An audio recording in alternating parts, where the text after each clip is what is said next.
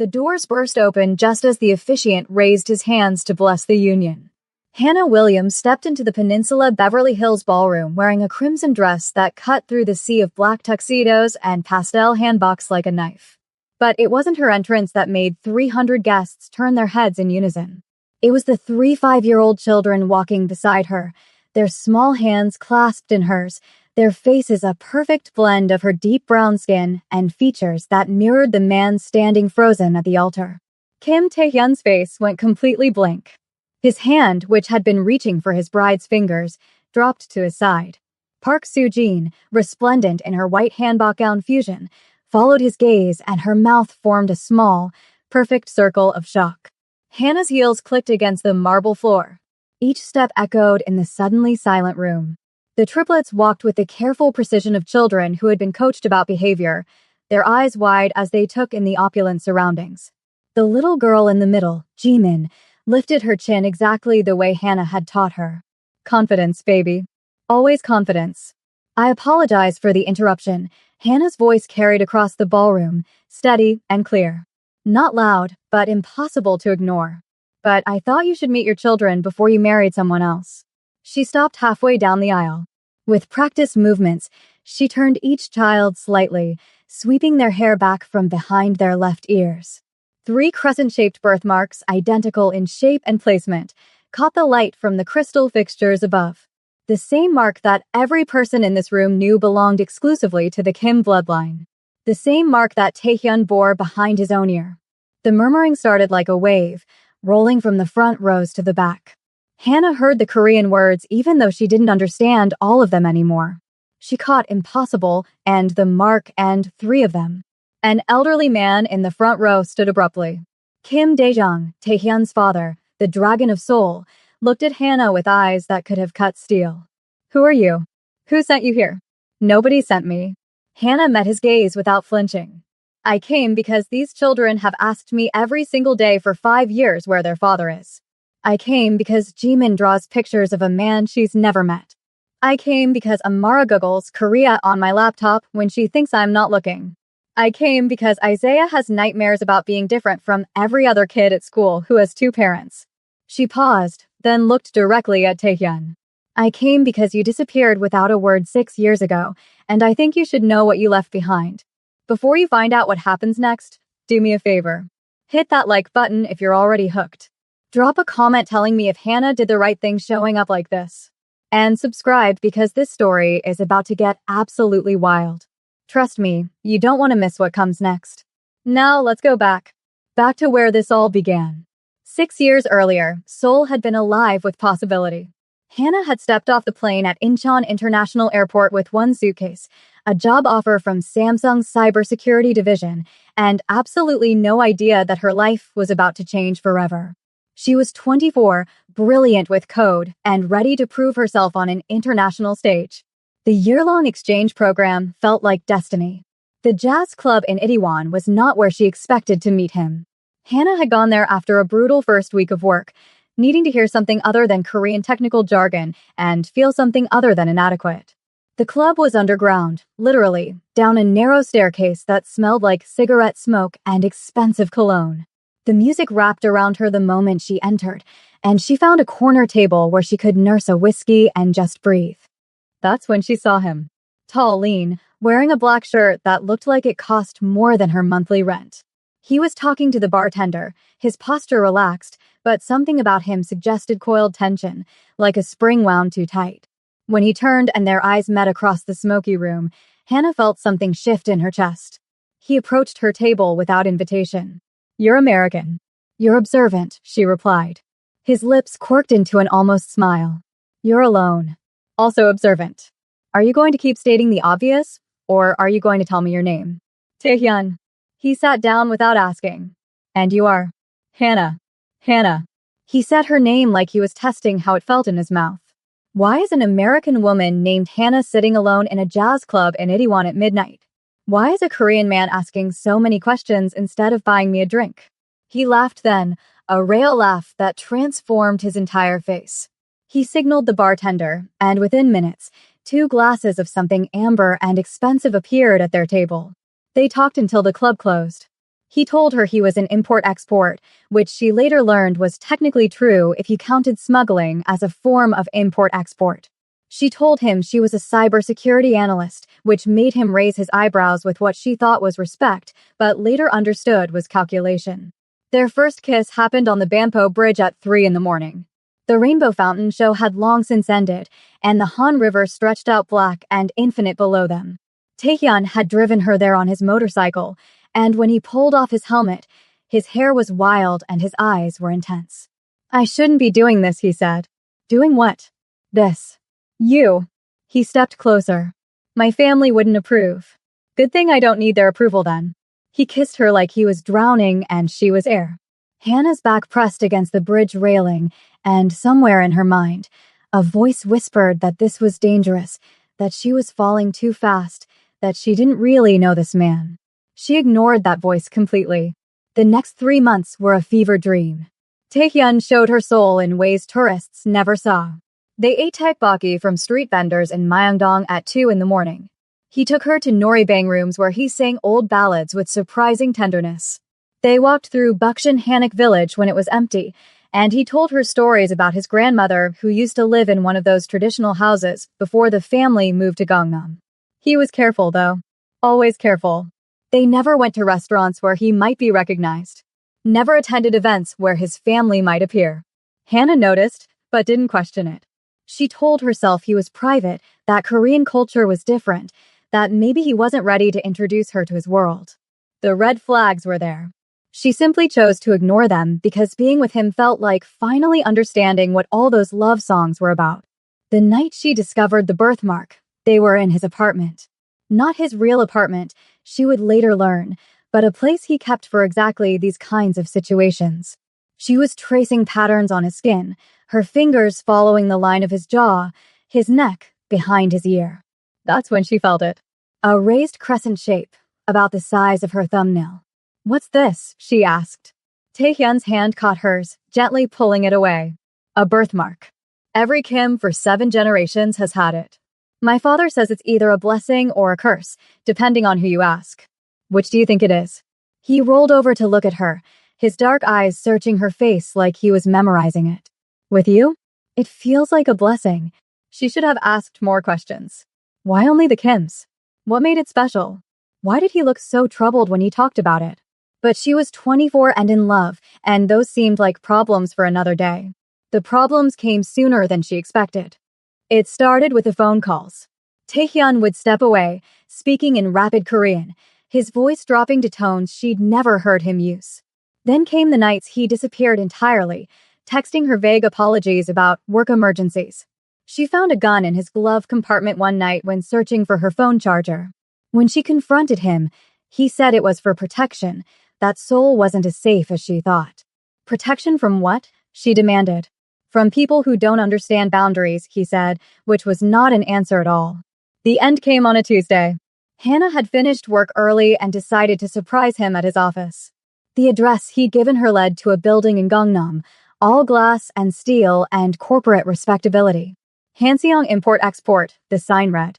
She took the elevator to the 15th floor, rehearsing in her mind how she'd laugh about showing up unannounced, maybe suggest they grab dinner somewhere nice for once, somewhere public. The receptionist's face went pale when Hannah said Taehyun's name. "I'm sorry, but Mr. Kim is in a meeting. He cannot be disturbed." "I can wait," Hannah said, settling into one of the leather chairs. The receptionist made a phone call, speaking in hushed Korean. Within minutes, a man in an expensive suit appeared. He was older, maybe 40, with a scar running from his left eye to his jaw. "Miss Williams." "I'm Mr. Park, Mr. Kim's associate. He asked me to escort you out." "Escort me out?" "I'm his girlfriend. I'm just waiting to see him." Mr. Park's expression didn't change. Mr. Kim was very clear. "You need to leave. Now." The humiliation burned through her chest. "Fine. Tell him to call me Miss Williams." Mr. Park's voice dropped lower. "Mr. Kim wants you to understand something. What you had was temporary. A diversion. He has responsibilities to his family that you cannot be part of. It would be best if you returned to America and forgot you ever met him." Hannah's hands clenched into fists. "I want to hear that from him." "You won't. He's made his choice." I suggest you make yours. She left the building in a daze. Called Taehyun 17 times. Every call went to voicemail. Texted him until her fingers hurt. Nothing. She went to his apartment and found it empty, completely cleared out like he'd never lived there at all.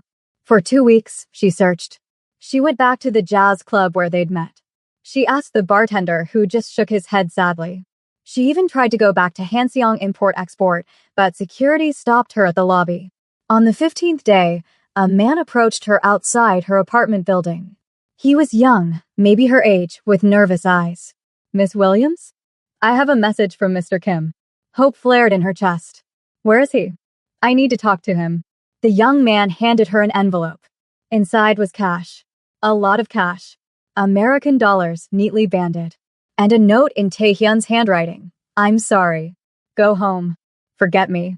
You were never real. You were never real. Those 4 words destroyed her more than the abandonment. She wasn't real. Their 3 months together, every kiss, every whispered promise, every moment she thought they were building something, none of it was real. At least not to him. Hannah bought a ticket back to Atlanta the next day. She packed her things, quit her job with Samsung, and left Seoul behind. She told herself she was done crying over a man who clearly never deserved her tears. She told herself she was strong, independent, that she'd rebuild her life and never look back. She discovered she was pregnant 6 weeks later. The test sat on her bathroom counter for an hour before she could look at it. 2 pink lines. Positive. She took 3 more tests. All positive. The doctor confirmed it. 8 weeks along, which meant it happened right before Taehyun vanished. She sat in her childhood bedroom in her mother's house in Atlanta, staring at the ceiling, and tried to figure out what to do. Her mother, Patricia Williams, sat on the edge of the bed and held her hand without saying anything for a long time. Finally, she spoke. What do you want to do, baby? I don't know, Hannah whispered. I don't know anything anymore. Do you want to tell him? Hannah thought about that envelope of cash. You were never real. No. He made it clear he doesn't want me in his life. I'm not going to trap him with a baby he doesn't want. This isn't about trapping anyone. This is about a child's right to know their father. What father? Hannah's voice cracked. A man who disappeared without explanation? A man who sent someone else to break up with me? A man who paid me off like I was some kind of prostitute? Patricia squeezed her hand tighter. Then we do this together. You and me. Like we've always done everything. The pregnancy was complicated from the start. At 12 weeks, the ultrasound revealed why Hannah had been so sick, why she was already showing more than normal. Triplets. 3 babies. The doctor explained about identical splitting, about how rare it was, about the risks. Hannah barely heard any of it. She was too busy trying to figure out how she was going to raise 1 baby alone, let alone 3. She threw herself into building a life. Freelance cybersecurity work paid well enough that she could work from home. Her mother helped with everything, from doctor's appointments to building 3 cribs in what used to be her old bedroom. Hannah read every parenting book she could find. She prepared for sleepless nights and dirty diapers, and the overwhelming responsibility of keeping 3 tiny humans alive. What she didn't prepare for was how much they would look like him. Jimin came out first, screaming with indignation at being removed from her warm, safe place. Amara followed 2 minutes later, quieter, her eyes already alert and watchful. Isaiah took his time, arriving 4 minutes after his sisters, and the doctor commented on how calm he seemed. Hannah held all 3 of them, these impossibly tiny people, and felt her heart crack open in ways she didn't know were possible. Then the nurse noticed the marks. Oh, how unique, she said, pointing to the crescent-shaped birthmark behind Jimin's left ear. And look, the other 2 of them too. Identical triplets with identical birthmarks. That's incredibly rare. Hannah stared at those marks, feeling something cold settle in her stomach. She knew exactly where those marks came from.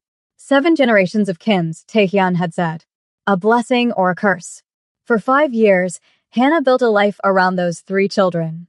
Jimin grew into a fierce, confident leader who organized the other kids at daycare and always defended her siblings.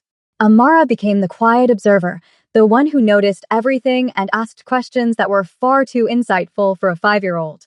Isaiah was gentle and artistic, drawing pictures constantly, his favorite subject a man with dark hair and kind eyes that he'd never met but somehow knew. They asked about their father, of course. Children always did. Hannah tried to be honest without being cruel. Your daddy lives far away. He doesn't know about you. But that doesn't mean he wouldn't love you if he did. Jimin, being Jimin, wasn't satisfied with that answer. Why doesn't he know about us? Didn't you tell him? It's complicated, baby. That's what grown-ups say when they don't want to explain things. Hannah had to laugh at that because it was absolutely true.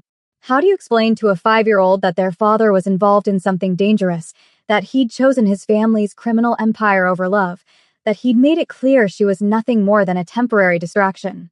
You couldn't. So Hannah said it was complicated and hoped that would be enough. It never was. The job offer from Hanseon Technologies came on a Tuesday, 5 years and 3 months after she'd left Seoul. Hannah was working from her home office, the Triplets at kindergarten, when the email arrived. They wanted her to do a security audit for their Los Angeles branch. The pay was exceptional. $150,000 for 3 months of work. She could pay off her student loans, build a real savings account, maybe even buy a house instead of renting. She accepted the job before really looking into the company. That was her first mistake. Her second mistake was getting curious. Hannah was good at her job, exceptional even, and part of being good at cybersecurity was knowing how to dig into systems and find things people didn't want found. Hanseon Technologies had layers of security that seemed excessive for a legitimate import-export business. That made her curious. Curious made her careless. She found the financial records first. Money moving in patterns that made no sense for a legal operation. Payments to shell companies in the Cayman Islands. Transactions that were carefully structured to avoid reporting requirements. Then she found the personnel files, and that's when she saw the name Kim Tae-hyun listed as the principal owner. Her hands shook as she clicked deeper into the files. There he was, in a professional photo that was 6 months old. He looked older, harder, his jaw more defined and his eyes colder. But it was definitely him. The man who'd kissed her on the Banpo Bridge. The man who'd told her she wasn't real. The father of her children who didn't even know they existed. She should have closed the laptop. Should have quit the job. Should have done anything except what she did next, which was search for more information about Kim Tae-hyun. What she found made her blood run cold. Articles in Korean newspapers about gang violence in Seoul. References to the Kim family's control over certain territories. And then, buried in a private server that she really shouldn't have been able to access, she found the wedding announcement. Kim Tae-hyun was getting married to Park Soo-jin, daughter of Park Dong-wook, head of the Park family organization. The wedding was scheduled for Saturday, 3 weeks away, at the Peninsula Beverly Hills. It was being called a historic alliance between two of the most powerful Korean crime families in America. Hannah stared at that announcement for 2 hours. She looked at the photo of Soo-jin, beautiful and elegant in a traditional hanbok, smiling at the camera with perfect confidence. Then she walked upstairs to where the triplets were sleeping. Jimin had kicked off her blankets as usual, sprawled across her bed like a starfish. Amara slept curled into a tight ball, her stuffed rabbit clutched to her chest. Isaiah had fallen asleep with crayons still in his hand, a half-finished drawing on the pillow beside him. Hannah picked up the drawing and felt her breath catch. It was a family. A woman with brown skin and curly hair. 3 children holding hands. And a man, tall and dark-haired, standing slightly apart from them, but looking at them with an expression Isaiah had somehow captured despite his limited artistic skills. Longing. She sat on the floor between their beds and let herself think about the impossible. What if she went to that wedding? What if she walked in with the children and forced Taehyun to face what he'd abandoned? What if those 3 little people upstairs deserved to know their father, even if their father was a criminal who'd broken their mother's heart? Her mother found her there an hour later, still sitting on the floor, tears streaming down her face. Hannah? Baby, what's wrong? I found him, Mama. I found Taehyun. Patricia sat down beside her, and Hannah told her everything. The job offer that wasn't coincidental, the wedding announcement, the crime family connection that she should have suspected but had been too naive to see. When she finished, her mother was quiet for a long time. What do you want to do? Patricia asked finally. I don't know. Part of me wants to forget I ever saw that announcement. Protect them from his world. But then I look at Isaiah's drawings and Jimin's questions and Amara's searches about Korea, and I think maybe I'm being selfish keeping them from him. Or maybe you're being smart keeping them away from a dangerous man. But what if he's changed? What if he deserves to know he has children? Patricia took her daughter's hand. The real question is, what do those babies deserve? Do they deserve a father who might reject them again? Do they deserve to be dragged into a world of violence and crime? Or do they deserve the safe, loving life you've built for them here? Hannah didn't have an answer. Not that night. Not the next day. Not even the next week. But the wedding date kept getting closer, and she kept thinking about it. 3 weeks became 2 weeks. 2 weeks became 10 days. She bought plane tickets to Los Angeles and then canceled them. Bought them again. Canceled them again. Jimin made the decision for her in the way children often do. It was a Thursday afternoon, and they were at the park. Another little girl had asked Jimin why she didn't have a daddy, and Jimin had responded with her usual fierce confidence. I do have a daddy. He just doesn't know about me yet. But my mommy is going to take us to meet him soon. Right, mommy? All the other mothers at the playground turned to look at Hannah. She felt their judgment, their curiosity, their pity. But more than that, she saw the hope in Jimin's eyes. The absolute certainty that her mother would make this right, that somehow they would find this mysterious father who existed in stories and imagination. Right, baby? Hannah heard herself say. We're going to meet him very soon. That night, she bought the plane tickets one more time. She didn't cancel them. Instead, she went shopping. If she was going to crash a wedding, she was going to do it right. The red dress cost more than she'd ever spent on a single piece of clothing. It was bold, unapologetic, impossible to ignore. Exactly what she needed. For the children, she found traditional Korean-inspired outfits. Not full handboks, which felt like appropriation, but modern interpretations that honored their heritage. Jimin's was deep blue with gold embroidery. Amara's was soft purple with silver details. Isaiah's was black with white accents. When she showed them the outfits, their faces lit up. Are we going somewhere special? Amara asked, running her small hands over the silk fabric. Very special, Hannah said. We're going to Los Angeles. And we're going to meet some people who are very important. Is one of them our daddy? Isaiah asked, in that direct way he had of cutting through pretense. Hannah knelt down so she was eye level with all three of them. Yes, one of them is your daddy. But I need you to understand something. He doesn't know about you. When I knew him, you weren't born yet. So this is going to be a surprise for him. A good surprise? Jimin asked. I hope so, baby. I really hope so. But even if it's not, I need you to know that none of this is your fault. You three are the best things that ever happened to me. If your daddy doesn't see how amazing you are, that's his problem, not yours. They practice their entrance. How to walk with confidence. How to hold their heads up. How to not be afraid of rooms full of strangers. Hannah felt like she was preparing them for battle, which maybe she was. The Kim family wasn't going to welcome them with open arms. Park Soo-jin wasn't going to be happy about the interruption. There was a very real possibility that this would go catastrophically wrong. But she'd made her choice. The tickets were non-refundable now, both literally and metaphorically. The flight to Los Angeles was surreal. The triplets were excited about flying, pressing their faces to the window and exclaiming over clouds and tiny cars below. Hannah felt nauseous the entire time, though whether from nerves or turbulence, she couldn't tell. She'd memorized the wedding details. Ceremony at 4 in the afternoon. Reception to follow. Security would be tight, but she'd already hacked into their system and added herself to the secondary vendor list. Her cybersecurity skills were finally paying off in the worst possible way. They checked into a modest hotel near Beverly Hills. Hannah had splurged on the dresses, but economized everywhere else. She helped the children bathe and dress, fixing their hair with careful precision. She pulled Jimin's thick curls back into an elegant bun that showed off the birthmark behind her ear. Same with Amara and Isaiah. Those marks needed to be visible. They were her evidence, her proof, her trump card. When she looked at herself in the mirror, she barely recognized the woman staring back. The red dress transformed her into someone bolder, someone who could walk into a room full of dangerous people and demand to be heard. She applied lipstick the same shade as the dress. Her natural curls fell around her shoulders in carefully styled waves. She looked powerful. She needed to look powerful.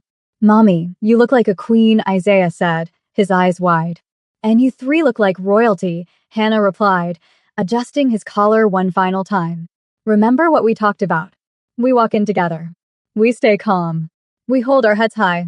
Even if people are mean to us? Amara asked. Especially if people are mean to us. Because we know the truth. You three are loved. You're wanted. You're mine. And nothing anyone says can change that. The drive to the Peninsula Beverly Hills took 20 minutes. Hannah's hands gripped the steering wheel so tightly her knuckles went white. She'd rented the cheapest car available, and pulling up to valet parking behind Mercedes and Bentleys felt absurd. But she handed over the keys like she belonged there, took her children's hands, and walked through the hotel entrance. Security stopped her in the lobby. Name? Hannah Williams. I'm with his secondary vendor list. Cybersecurity consultation. The guard checked his tablet, frowned, then nodded. You're cleared. But the ceremony is about to start. You'll need to be quiet. I'll be quiet, Hannah lied. They followed signs to the ballroom.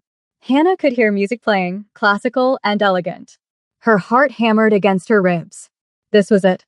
The point of no return.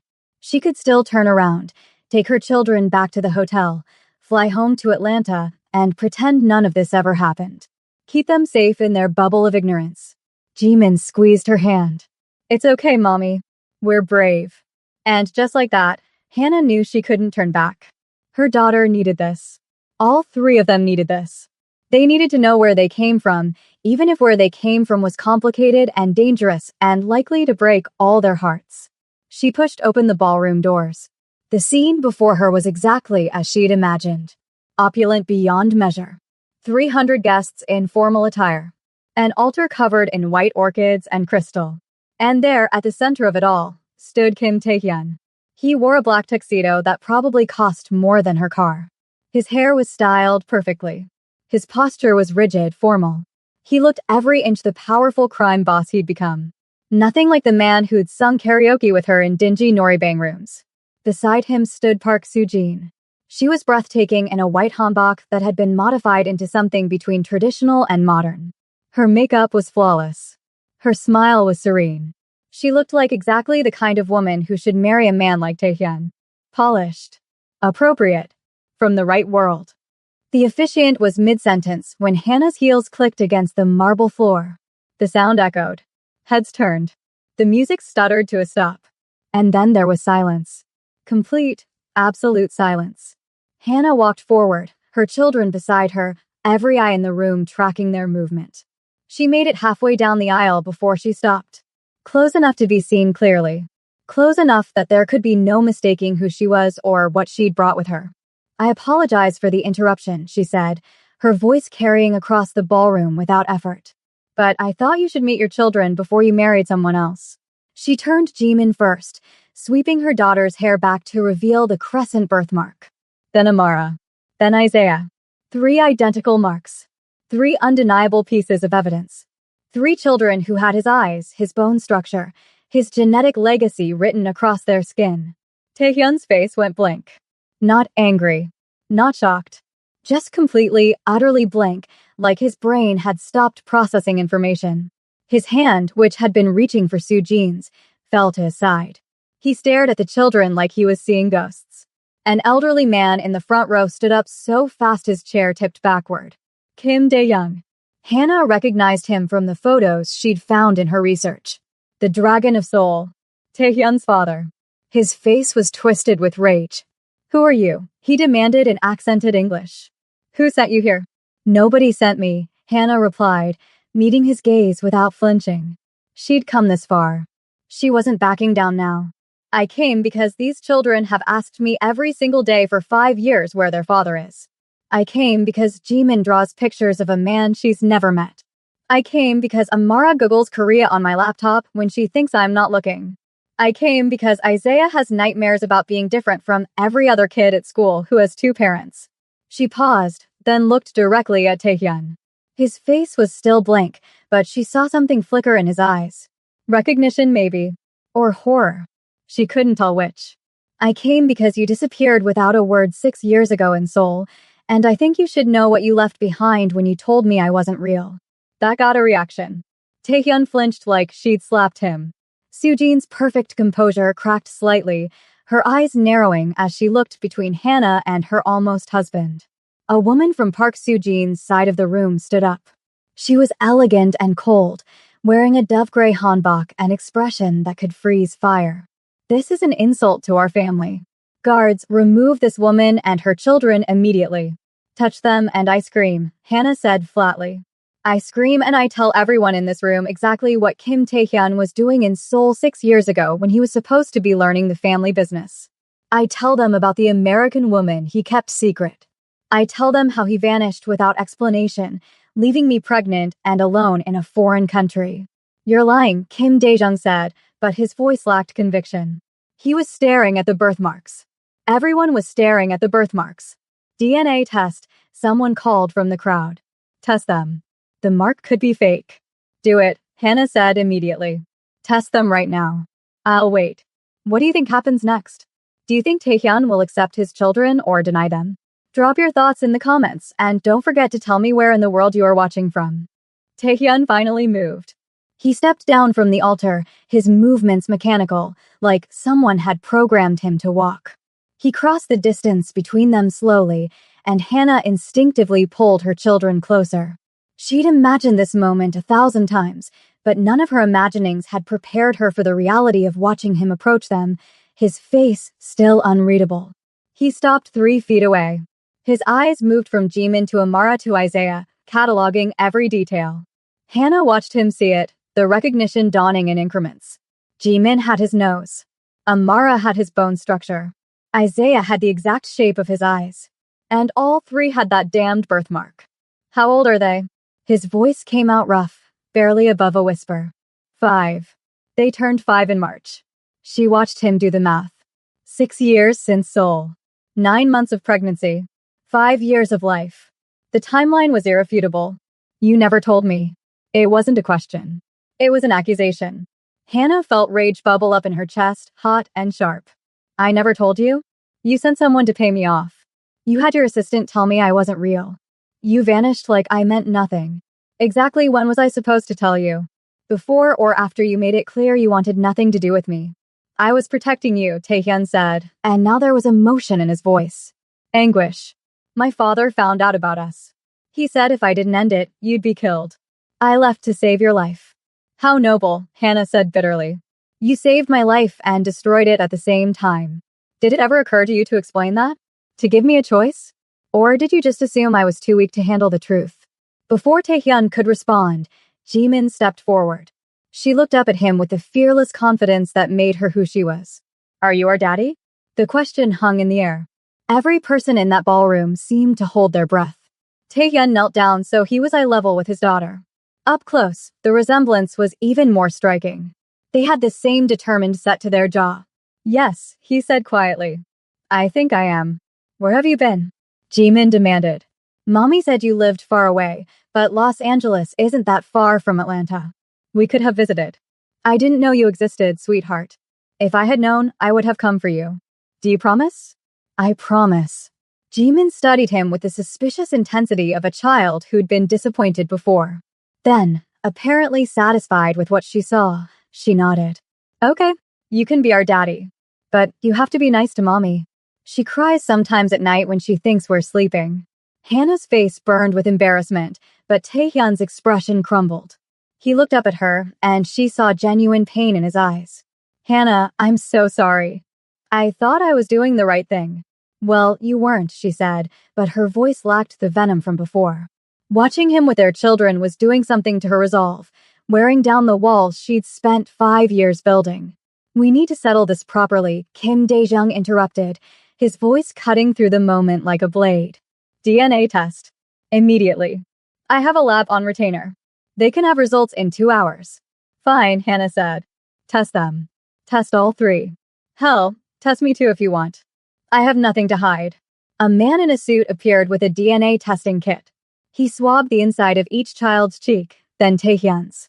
The triplets were fascinated by the process, asking questions about what the swabs were for and how DNA worked. The technician looked completely overwhelmed by their curiosity. Results in 90 minutes, the technician said, packing up his kit. I'll rush the analysis. Everyone will wait here, Kim Dae-young announced. No one leaves until we have answers. The guests settled into uncomfortable silence. Servers appeared with drinks and appetizers, turning the wedding ceremony into the world's most awkward cocktail party. Hannah felt the weight of 300 stares. People were whispering, pointing, speculating. She held her head high and refused to show weakness, even though inside she was terrified. A woman approached them. Park Soo-jin, the bride who was supposed to be married by now. She studied Hannah with cool appraisal, and Hannah prepared herself for confrontation. Instead, Soo-jin surprised her. Your dress is beautiful, Soo-jin said in perfect English. That shade of red takes courage to wear. So does white to a wedding that might not happen, Hannah replied. Soo-jin's lips quirked into something that wasn't quite a smile. Fair point. Can we talk? Privately? Hannah glanced at Taehyun, who was sitting on the floor with the triplets, letting them examine his tuxedo buttons. He nodded. I'll watch them. Go. Soo-jin led Hannah to a small antechamber off the main ballroom. Once the door closed, cutting off the noise of the crowd, Soo-jin's composure cracked slightly. She leaned against the wall and let out a long breath. I knew about you, she said. Hannah's stomach dropped. What? I knew about the American woman from Seoul. I hired a private investigator 6 months ago because I needed to know who I was marrying. He found records of Taehyun's time there. Found your name. Found photos of you two together. I knew he'd love someone before me. Then why did you agree to marry him? Soo-jin's laugh was hollow. Because love has nothing to do with marriages like ours. This wedding was about alliance. About uniting two families to prevent a war. I didn't need Taehyun to love me. I just needed him to honor our agreement. And now? Now everything is complicated. Soo-jin pushed off the wall and paced the small room. 3 children with the Kim birthmark. Do you know what that means in our world? That mark is sacred. It's proof of legitimate bloodline. Those children are heirs. I don't want them involved in your world, Hannah said firmly. I came here so they could meet their father. Not so they could become pawns in some crime family power struggle. What you want stopped mattering the moment you walked through those doors, Soo-jin said, not unkindly. You've put them in play whether you intended to or not. My father's allies are already calculating what this means for the alliance. Taehyun's enemies are already wondering how they can use those children as leverage. You've made them targets. Hannah felt cold dread settle in her stomach. If you are still here with me, besties, please like, subscribe, and share with your friends and family. It truly brings stories like this to life. I didn't think, Hannah whispered. I just wanted them to know their father. I wanted him to see what he'd missed. I understand that. I do. Soo-jin's expression softened slightly. But understanding doesn't change reality. Those children are in danger now. The moment everyone in that ballroom saw those birthmarks, they became valuable. And in our world, valuable things get stolen or destroyed. What should I do? That depends. Do you want to run and hope they never find you? Or do you want to accept that your children are part of this world now and learn how to protect them within it? Before Hannah could answer, the door burst open. A man in a black suit, breathing hard, looked at Soo-jin with urgency. Mississippi Park, you need to come now. There's been a development. They hurried back to the ballroom. The atmosphere had changed. People were standing in tight clusters, talking in urgent whispers. Hannah immediately looked for her children and found them still with Taehyun, but now surrounded by several men in suits who were clearly security. Taehyun saw her and stood, his face grim. What happened? Hannah demanded. Someone leaked this to the press, Taehyun said. Photos of you and the children are already online. Korean news sites are running the story. Kim Air's secret children crash wedding. It's everywhere. Hannah felt the room spin. How? We've been here less than an hour. Someone in this room wanted this public, Kim Dae-jung said, appearing beside them. His rage had cooled into something more dangerous, calculation. Someone wants to destabilize our family. They saw an opportunity and took it. An older woman approached, elegant and composed despite the chaos. She had silver hair pulled into an intricate bun and eyes that seemed to see through people. May I? She asked, gesturing toward the children. Who are you? Hannah asked, protective instinct flaring. Madam Choi. I've advised the Kim family for 40 years. She knelt gracefully in front of the triplets, studying each of them carefully. When she saw the birthmarks, she went very still. 3 stars, she whispered. Born to the rightful heir. The prophecy is real. What prophecy? Hannah asked, though part of her wasn't sure she wanted to know. Madame Choi stood slowly, her gaze distant. 7 generations ago, a shaman told the Kim family that when 3 stars bearing the mark were born to the rightful heir, the family would face its greatest test. The stars would either unite the kingdoms or burn them to ash. We thought it was myth. Superstition. But here they are. 3 children. 3 birthmarks. Born to Taehyun, the rightful heir. That's insane, Hannah said. They're children, not some mystical prophecy. They're Jimin, Amara, and Isaiah. They like cartoons and chicken nuggets and bedtime stories. They're not going to unite or destroy anything. Whether you believe it or not doesn't matter, Madame Choi said gently. Others believe it. And belief drives action. There are people in this room right now who see those children as threats. People who would rather see them dead than risk the prophecy coming true. Hannah grabbed Jimin's hand instinctively, pulling all 3 children closer. Nobody's touching my children. Then you need to accept protection, Kim Dae-young said. You and the children will stay with us until we determine who leaked the photos and what their intentions are. I'm not staying anywhere with you, Hannah said. We're leaving. Right now. She turned to gather the children, but Taehyun caught her arm. Hannah, listen to me. If those photos are public, people know what hotel you're staying at. They know what car you're driving. You can't just go back to Atlanta and hope this disappears. You need protection. From who? From you? From your father who called my children a threat. I didn't say they were a threat, Kim Dae-jung corrected. I said others would see them as such. There's a difference. Those children carry Kim blood. That makes them family. And we protect family. You have a funny way of showing it. You threatened to kill me 6 years ago, remember? That's what Taehyun said. That you'd have me killed if I didn't disappear. Kim Dae-jung had the grace to look uncomfortable. I said what I needed to say to protect my son from making a mistake. But these children change everything. They exist. They bear the mark. Like it or not, they're heirs to the Kim legacy. I don't want your legacy. I want to take my children home where they're safe. Home isn't safe anymore, a new voice said. A man Hannah didn't recognize stepped forward, holding a phone. Someone just posted your address in Atlanta. Your mother's name. The children's school. It's all online. Whoever leaked those photos wants you exposed. Hannah felt her knees go weak. Her mother. Her baby's school. Everything she'd built to keep them safe was being torn apart. This can't be happening. Isaiah tugged on her dress. Mommy, why are people being mean to us? She knelt down, gathering all 3 children into her arms. Because sometimes people are afraid of things they don't understand. But it's going to be okay. Mommy's going to keep you safe. I can help, Taehyun said quietly. Let me help. Please. Hannah looked up at him, this man who'd broken her heart, this stranger who was also the father of her children. She wanted to refuse. Wanted to prove she could handle this alone the way she'd handled everything for 5 years. But pride was a luxury she couldn't afford when her children's safety was at stake. Fine, she said. But we're not staying with your father. We stay somewhere neutral. Somewhere safe. And the moment I think my children are in danger from your world, we disappear. Understood. Understood, Taehyun agreed. The technician chose that moment to return, holding a folder. DNA results are ready. The room fell silent again. Every eye turned to him. The technician looked terrified by the attention, but opened the folder with shaking hands.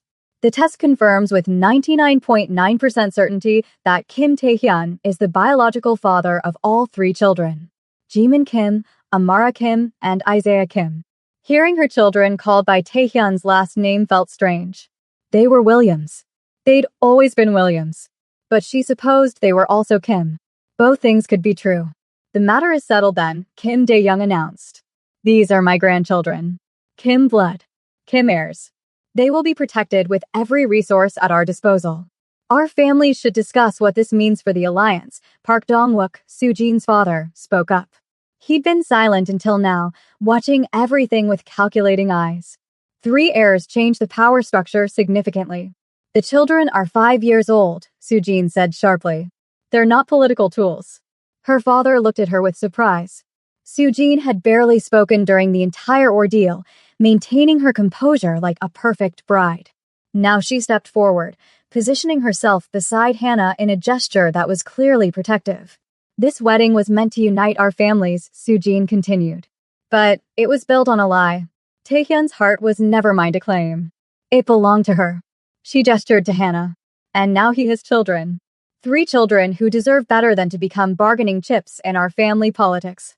Park Dong-wook's face darkened. Sujin, we will discuss this privately. No, father. We'll discuss it now. I don't want this marriage. I never did. I agreed because you asked me to, because it was my duty. But I won't stand here and watch children be treated as commodities. Cancel the wedding. Find another way to secure your alliance. The ballroom erupted in whispers. Park Dong-wook looked like he wanted to argue, but Sujin's expression was resolute. She'd made her choice, and there would be no changing her mind. Taehyun looked at Sujin with something like respect. Thank you. Don't thank me. I'm not doing this for you. I'm doing this because it's right. Sujin turned to Hannah. Take care of those children. And if you're smart, you'll leave Los Angeles tonight and never look back. We're working on it, Hannah said. But leaving wasn't going to be as simple as walking out the door. Kim Dae-jung had security positioned at every exit. Nobody leaves until we've secured safe transportation, he announced. We need to assume whoever leaked those photos has people watching the building. As if summoning them with his words, the lights suddenly cut out. The ballroom plunged into darkness and screams erupted from the guests. Hannah's hands immediately found her children, pulling them close. She heard Taehyun's voice beside her, calm but urgent. Stay down. Don't move. Emergency lights flickered on, casting everything in an eerie red glow. Security guards were shouting, moving through the crowd. Then Hannah heard it. Gunshots. Distant but unmistakable. Coming from somewhere outside the ballroom. They're here, someone yelled. The serpents are here. Chaos erupted. Guests scrambled for exits. Security drew weapons. Hannah wrapped herself around her children, trying to shield them with her body. Jimin was crying. Amara had gone silent and still. Isaiah was shaking. We need to move, Taehyun said, his hand on Hannah's shoulder. There's a panic room. 3rd floor, east wing. I can get you there. What about everyone else? My men will handle them. Your children are the priority. If the Serpent Syndicate is here, they're here for the heirs. Come on. He pulled them up, keeping low. They moved through the crowd, Taehyun clearing a path with his body. Hannah kept the triplets between them, her heart hammering so hard she thought it might explode. They reached a service corridor just as more gunshots rang out, closer this time. Run, Taehyun commanded. They ran. Down hallways that all looked the same. Up a stairwell where the emergency lighting barely worked. The children were crying now, all 3 of them, but they kept moving.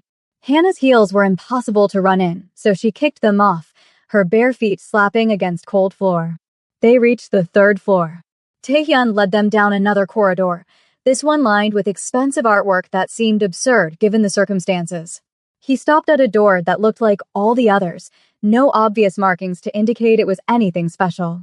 The code, he said to Hannah. It's your birthday. 0729. How do you know my birthday? I know everything about you. I never stopped knowing. He pulled a gun from inside his jacket. Get them inside. Lock the door. Don't open it for anyone except me. What are you doing? Buying you time. Go, Hannah. Now. She wanted to argue, wanted to tell him he couldn't just play hero after abandoning them for 6 years. But more gunshots echoed through the building, and her children's safety mattered more than her pride. She punched in the code with shaking fingers. The door clicked open, revealing a small but well-appointed room. Reinforced walls. Security monitors. Supplies. A proper panic room. She ushered the children inside. Jimin, Amara, Isaiah. 1, 2, 3. All accounted for. She turned back to Taehyun. Don't you dare die. These children just met their father. They don't need to lose him the same day. I'll be careful, he promised. Then he was gone, disappearing back down the corridor. Hannah sealed the door. The lock engaged with a heavy thunk that should have made her feel safe, but somehow didn't. She turned to face her children, these 3 small people who were looking at her with terrified eyes, waiting for her to make everything okay the way she always did. It's all right, she said, even though it clearly wasn't. We're safe here. This room is protected. Nobody can get in. Who's shooting? Amara asked, her voice small. Bad people. But your daddy and his friends are going to stop them. Is daddy going to be okay? Isaiah whispered. Hannah wished she could promise that. Wished she could guarantee that Taehyun would walk through that door in an hour and everything would be fine. But she'd learned the hard way that promises could be broken, that people could disappear, that safety was always temporary. I hope so, baby. I really hope so. She gathered them onto the small couch in the corner, all three wrapped in her arms. They were too big to fit comfortably like this, but they managed, pressing close to her warmth and familiar scent. She could feel their hearts racing, their small bodies trembling. This was her fault. She'd brought them into this world, exposed them to violence they should never have witnessed. The security monitors showed different angles of the hotel. She could see armed men in black moving through hallways. Could see Kim family security engaging them. Could see guests huddled in corners, hiding behind furniture. It looked like a war zone. All of this because she'd crashed a wedding. Minutes passed like hours. The children's crying gradually subsided into quiet sniffles. Hannah stroked their hair, murmured reassurances she didn't quite believe. She kept her eyes on the monitors, searching for any sign of Taehyun. Nothing. Then she noticed something that made her blood run cold. On one of the monitors, showing the corridor outside the panic room, she saw a small figure. Isaiah. But Isaiah was right here in her arms. Except when she looked down, really looked, she realized she was only holding two children, Jimin and Amara. Isaiah was gone. No, she breathed. No, no, no. She checked the door. Still locked. Still sealed. But there must be another way out, some vent or passage she'd missed in her panic to get them inside. Isaiah must have wandered off while she was focused on the monitors. If you're watching this and your heart is racing, hit that subscribe button. Because what happens next is going to blow your mind. Drop a comment telling me what you think happened to Isaiah.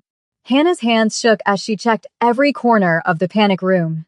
A small ventilation grate near the floor had been pushed open, just wide enough for a 5-year-old to squeeze through. Isaiah. Her gentle, curious Isaiah who loved exploring tight spaces and probably thought he was being helpful by finding another way out. Stay here, she told Jimin and Amara. Don't move. Don't open this door for anyone except me or your father. Do you understand? Mommy, where's Isaiah? Jimin asked, her voice cracking. I'm going to find him. I promise. But I need you to be brave and stay here. Can you do that for me? Both girls nodded, clutching each other. Hannah punched the code to unlock the door, her mind screaming at her for leaving two children alone to search for the third. But what choice did she have? Isaiah was out there, wandering through a building under siege, and every second she wasted was a second he could be found by the wrong people. The corridor was empty when she emerged. The emergency lights cast everything in red, making the expensive carpet look like it was soaked in blood. She could still hear gunfire, but it sounded farther away now, concentrated on the lower floors. She moved quietly, calling Isaiah's name in an urgent whisper. Isaiah? Baby, where are you? It's Mommy. Come back. Nothing. Just the hum of emergency systems and the distant sound of chaos. She checked each door, each alcove, growing more desperate with every empty space. How far could a 5-year-old get in just a few minutes? How had she not noticed him leaving? Then she heard it. A child's voice, frightened but trying to be brave. I don't know you. My mommy said not to talk to strangers.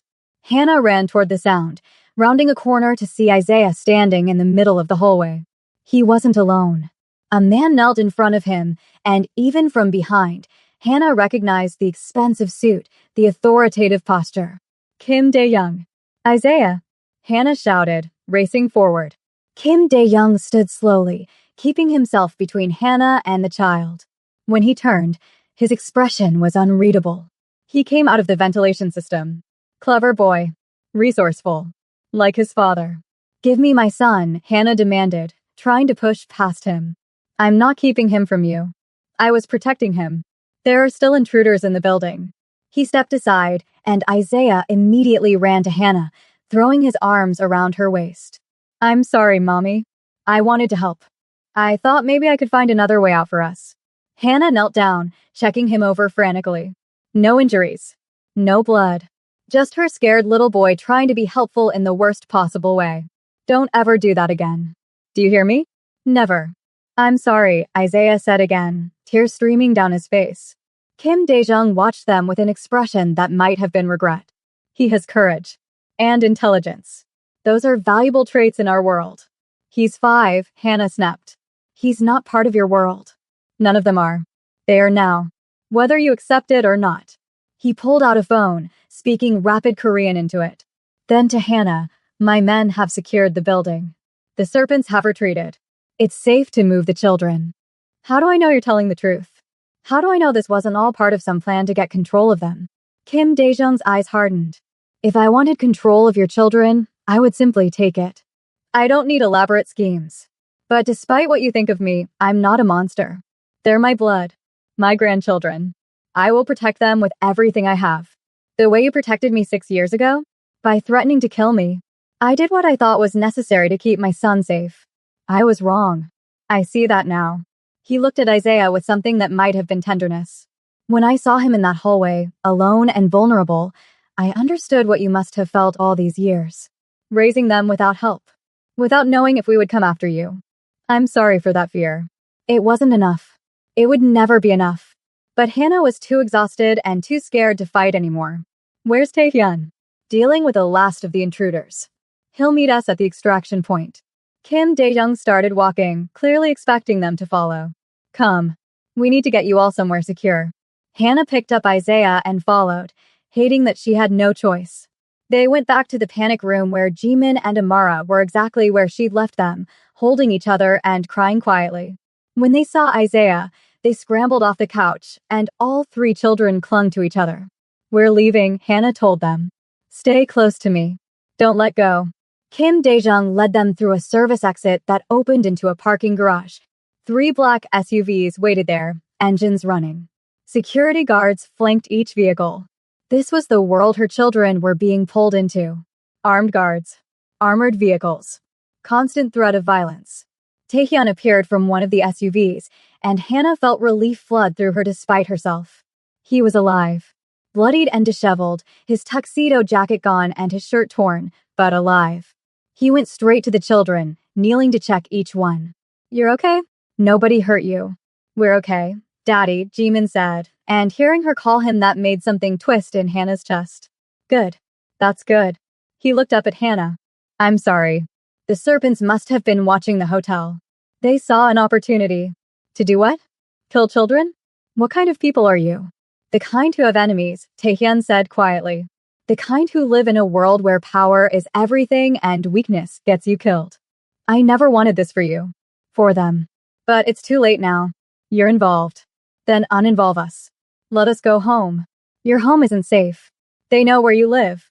They know everything about you. The only way to keep you safe is to keep you close. Close to the people who put us in danger in the first place? That's insane. It's reality. He stood, his expression hardening. You can fight this all you want, but it won't change facts. Those children are mine. They're chimeras. And I will do whatever it takes to protect them, even if you hate me for it. Before Hannah could respond, one of the security guards called out urgently. Sir, we need to move. Now. They loaded into the SUVs. Hannah and the children in one, surrounded by guards. Taehyun and his father in another. As they pulled out of the parking garage, Hannah looked back at the peninsula Beverly Hills. Police lights were flashing outside. News vans were already arriving. The wedding that never happened would be international news by morning. Her phone buzzed. Her mother calling. Hannah answered, her voice breaking. Mama? Baby, are you all right? I'm seeing things on the news. Things about you and some Korean Mafia family and children. Please tell me you're safe. We're safe. For now. Mama, I need you to leave the house. Go stay with Aunt Carol. Don't tell anyone where you're going. Hannah, what have you gotten into? I don't know. I really don't know. But I need you safe while I figure it out. Those babies are my grandbabies. If something happens to them, nothing's going to happen to them. I promise. Another promise she wasn't sure she could keep. The SUV drove through Los Angeles in silence. Jimin had fallen asleep against Hannah's shoulder, exhausted from fear and adrenaline. Amara stared out the window, tracking every turn they made with her analytical mind. Isaiah sat between them, holding both his mother's and sister's hands, his small face still streaked with tears. They arrived at a compound in the hills. High walls, multiple security checkpoints. The kind of place that screamed money and danger in equal measure. The gates opened automatically, and they drove through a property that looked more like a fortress than a home. Hannah's stomach churned. This was where her children would sleep tonight. Not in their familiar beds with their nightlights and stuffed animals, but in a stranger's mansion surrounded by armed guards. Inside, the house was surprisingly warm. Traditional Korean elements mixed with modern luxury. A woman in her 60s appeared, her face kind despite the circumstances. "I'm Mrs. Shin. I manage the household. You and the children must be exhausted. I've prepared rooms for you." "We're not staying," Hannah said automatically. "You're staying," Kim Dae-jung's voice came from behind them.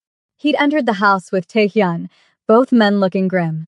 "At least until we determine the extent of the threat." "How long will that take?"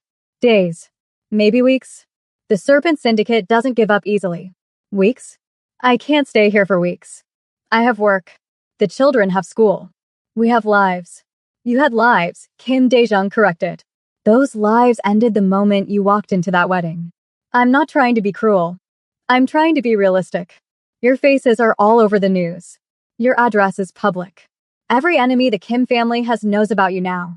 If you go home, you'll be dead within 48 hours. Hannah felt the room spin. This couldn't be real. This couldn't be her life. She was a cybersecurity analyst from Atlanta. She went to PTA meetings and took her kids to the park. She didn't belong in this world of gunfights and prophecies and armed compounds. "Mommy?" Amara tugged on her hand. "Can we go to bed? I'm really tired." The exhaustion in her daughter's voice broke through Hannah's panic. Her children needed sleep. They needed stability. Whatever was happening, whatever impossibility she'd walked into, could wait until morning. "Yes, baby. Let's get you to bed." Mrs. Shin led them upstairs to a suite of rooms that were bigger than Hannah's entire apartment. 3 bedrooms connected by a common area, each one decorated in soft colors with comfortable furniture. Someone had already brought in children's pajamas, toothbrushes, everything they might need. The efficiency was impressive and disturbing in equal measure. Hannah helped each child change and brush their teeth. They were moving like zombies, too tired to process everything that had happened. She tucked Jimin into one bed, Amara into another. But when she tried to put Isaiah in the 3rd bedroom, he clung to her. "Don't leave me alone." "Please, Mommy." "I'm not leaving. I'll be right here in the common area." "No. Stay with me. What if the bad people come back?"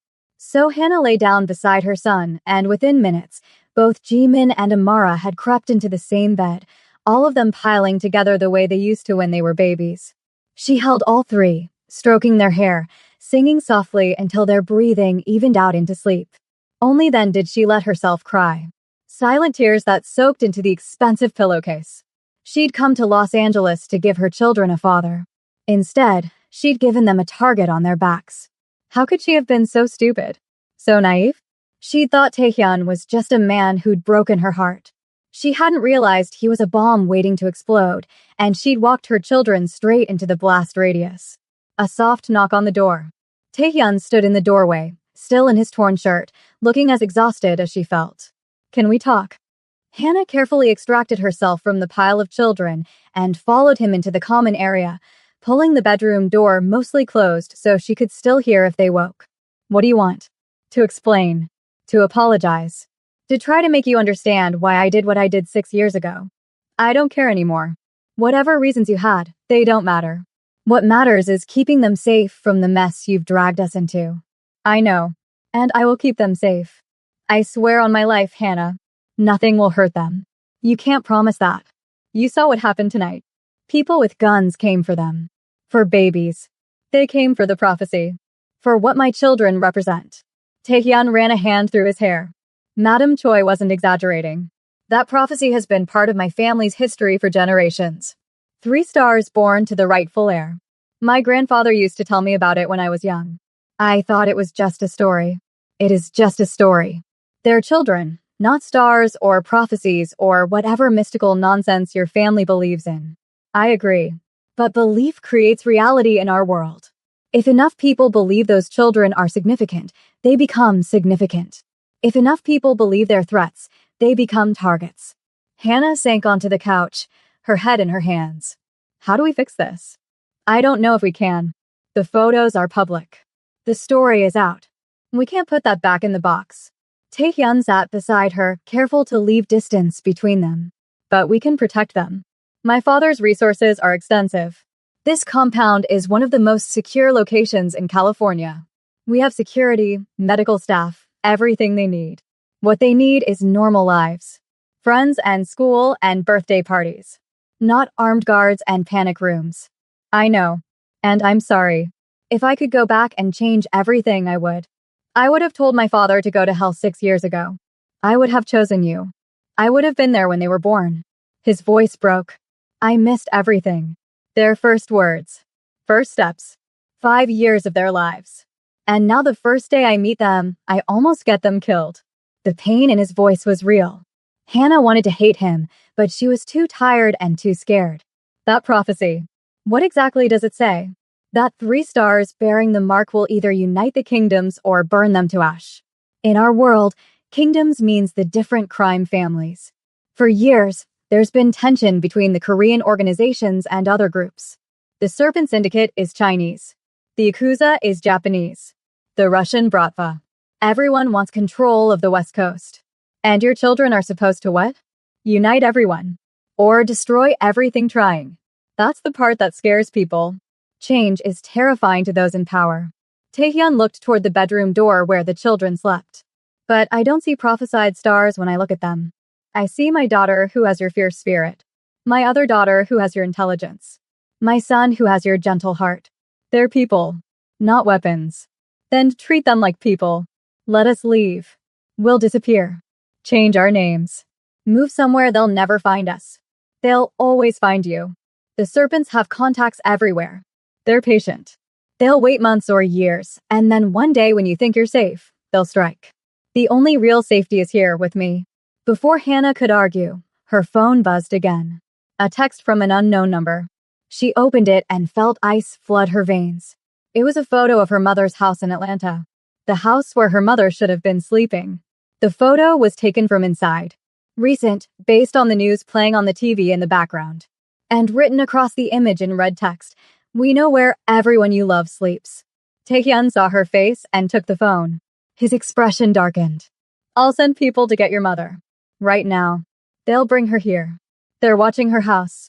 They're inside her house. My people are better. Trust me. He made a call, speaking rapid Korean, his voice hard and commanding. When he hung up, he looked at Hannah. A team is already en route. They'll have your mother out within the hour. Hannah felt her last bit of control crumbling. This is really happening. This is really our life now. For now. But I promise you, we'll find a way through this. We'll find who's behind the serpent attacks. We'll neutralize the threat. And then maybe, if you'll let me, I'll try to be the father those children deserve. They already have everything they deserve. They have me. I know. And they're lucky. But they could have both of us. If you're willing to try. Hannah looked at this man who'd shattered her heart and was now offering to help piece together her shattered life. She didn't trust him. Couldn't trust him.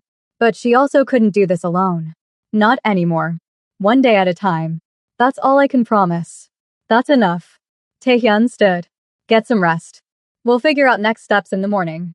After he left, Hannah went back to the bedroom and climbed into bed with her children. She held them close, breathing in their familiar scent, and tried not to think about what morning would bring. Tried not to think about prophecies and threats and impossible choices. In the darkness, Isaiah stirred. Mommy, are we going to be okay? Yes, baby. We're going to be okay. She just hoped she wasn't lying. So besties, what do you think happens next? Will Hannah learn to trust Taehyun? Will the Serpent Syndicate come for the children again? And what about that prophecy? Is it real or just superstition? Drop your theories in the comments. And if you've made it this far, you're invested in this story. Hit that like button and subscribe because part 2 is coming and you won't believe where this goes. I promise you, the real twists haven't even started yet. This is just the beginning.